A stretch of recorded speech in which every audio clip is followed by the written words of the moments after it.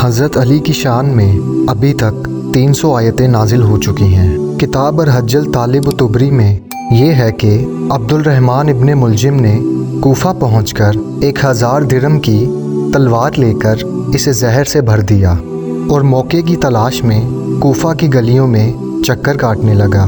اسی دوران اس کی نظر ایک حسین عورت پہ پڑی جس کا نام قطامہ بنت نجبہ تھا اور جو معاویہ کی رشتہ دار تھی۔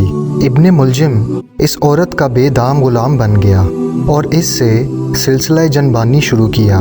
بالآخر بات ٹھہری اور عقد کا فیصلہ ہو گیا۔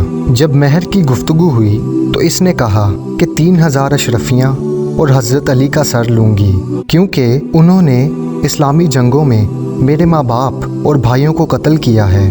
ابن ملجم نے کہا کہ مجھے منظور ہے، خدا کی قسم تو نے وہ چیز مانگی ہے جس کے لیے مجھے یہاں بھیجا گیا ہے، البتہ تجھے بھی اپنے وعدے کا پاس و لحاظ رکھنا ہوگا۔ قطامہ نے کہا ایسا ہی ہوگا۔ ابن ملجم کوشش و جد و جہد میں مشغول ہو گیا۔ سوائق محرقہ میں یہ ہے کہ ابن ملجم کی امداد کے لیے شبیب ابن بحرہ بھی تھا۔ روضۃ الاحباب میں مرقوم ہے کہ حضرت علی ایک دن خطبہ فرما رہے تھے، اچانک امام حسن علیہ السلام آ گئے۔ حضرت علی نے پوچھا بیٹا آج کون سی تاریخ ہے اور اس مہینے کے کتنے دن گزر چکے ہیں؟ امام حسن نے فرمایا بابا جان 13 دن گزر چکے ہیں۔ پھر حضرت علی نے امام حسین کی طرف رخ کر کے پوچھا کہ بیٹا اب مہینے کے ختم ہونے میں کتنے دن رہ گئے ہیں؟ امام حسین نے فرمایا کہ بابا 17 دن رہ گئے ہیں۔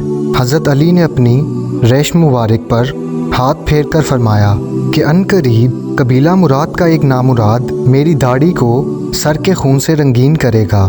ایک روایت ہے کہ آپ علیہ السلام نے اپنی بیٹی ام کلثوم سے فرمایا کہ میں عنقریب تم لوگوں سے رخصت ہو جاؤں گا۔ یہ سن کر وہ رونے لگیں تو آپ نے فرمایا کہ موت سے کسی کا چھٹکارا نہیں ہے۔ میں نے آج رات کو خواب میں سرور عالم کو دیکھا ہے کہ وہ میرے سر سے غبار کو صاف کر رہے ہیں اور فرماتے ہیں کہ تمام فرائض ادا کر چکے، اب میرے پاس آ جاؤ۔ جس رات کی صبح آپ شہید ہوئے اس رات آپ سوئے نہیں۔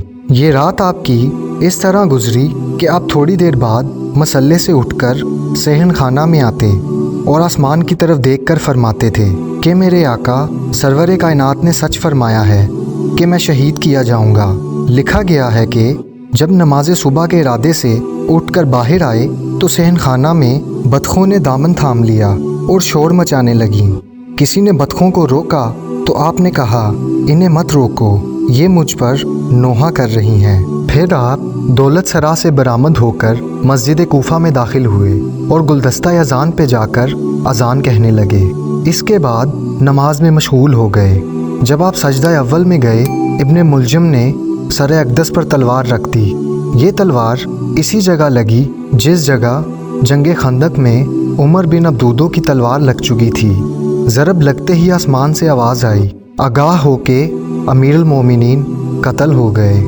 اس کے بعد آپ زمین پر لوٹنے لگے اور زخم پر مٹی ڈال کر بولے خدا کی قسم میں نے حیات ابدی پائی اور کامیاب ہو گیا۔ ضرب لگانے کے بعد ابن ملجم بھاگا۔ لوگوں نے تعقب کیا۔ آپ علیہ السلام کو خون میں نہایا ہوا دیکھ کر اولاد اصحاب نے گریہ کرنا شروع کر دیا۔ آپ نے فرمایا بس رکو اور مجھے گھر لے چلو۔ یہ سن کر امام حسن حسین نے اور حضرت عباس نے گلیم میں ڈال کر آپ کو گھر پہنچایا۔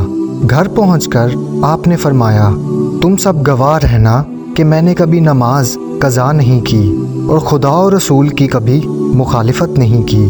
آپ کو ایسی تلوار سے زخمی کیا گیا تھا جس پر لگا زہر پورے مصر کے لیے کافی تھا۔ کثیر بن عمر و سکونی جو شاہان ایران کا طبیب خاص رہ چکا تھا، اس نے بتایا کہ زخم دماغ تک پہنچ گیا ہے اور اب صحت محال ہے۔ کتاب اخبار ماتم میں درج ہے کہ آپ کی خدمت میں شربت لایا گیا تو آپ نے تھوڑا سا پی کر باقی قاتل کو بھجوا دیا۔ حضرت ام کلثوم نے ابن ملجم سے کہلایا کہ تو نے امیر المومنین کو شہید کیا ہے، تو اس نے جواب دیا کہ نہیں، میں نے تمہارے باپ کو قتل کیا ہے اور ایسی تلوار سے کیا ہے کہ جسے 1 ماہ زہر پلاتا رہا ہوں۔ آپ نے حضرت عباس کو امام حسین کے حوالے کیا اور کہا کہ یہ کربلا میں تمہارے کام آئے گا۔ حضرت علی کی وصیت کے مطابق حضرت امام حسن خلیفہ وقت قرار پائے۔ اس دن حضرت عیسیٰ آسمان پر اٹھائے گئے تھے، حضرت موسیٰ نے رحلت فرمائی تھی اور یوشع ابن نون نے وفات پائی تھی۔ سوائق المحرقہ میں یہ درج ہے کہ شہادت کے وقت آپ کی عمر 63 سال تھی۔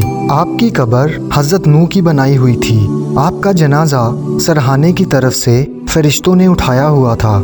ریاض النظرہ میں ہے کہ جس دن آپ کی شہادت ہوئی اس کی اگلی صبح بیت المقدس کا جو پتھر اٹھایا جاتا تھا اس کے نیچے سے تازہ خون برآمد ہوتا تھا۔